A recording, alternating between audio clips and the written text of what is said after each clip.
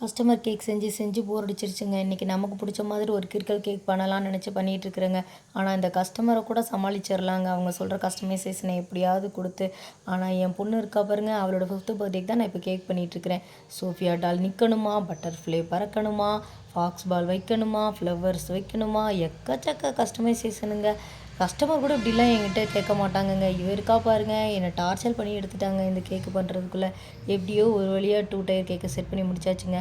மேலே இருக்கிற இந்த டாப் லேயர் வந்து சத்து மாவு கேக்குங்க. பயங்கர சாஃப்டாக சூப்பராக இருந்துச்சுங்க. நான் ஃபஸ்ட் டைம் ட்ரை பண்ணலாம்னு நினச்சி பண்ணியிருந்தேன். பக்காவாக ரிசல்ட் வந்துருந்துச்சு. சாப்பிட்டா எல்லாருமே சூப்பராக இருக்குன்னு சொல்லியிருந்தேன். வழக்கம் போல் டயர் செட் பண்ணுறப்ப பட்டி டிங்கிரிங் ஆகி போச்சுங்க. அதையும் தூக்கி ஆல்ட்ரு பண்ணி முடிச்சுட்டு, பாப்பா கேட்ட மாதிரி மாசா பேர், லைட்டாக பட்டர்ஃப்ளை, அவளுக்கு பிடிச்ச சோஃபியா டால் எல்லாத்தையும் வச்சு லைட்டாக கிளிட்டர் பார்டர் கொடுத்து கேக்கை ஹைலைட் பண்ணி ஒரு வழியாக அந்த கேக்கை முடிச்சாச்சுங்க. ஃபைனலாக நம்ம கேக்கோட லுக் இப்படி தாங்க இருந்துச்சு.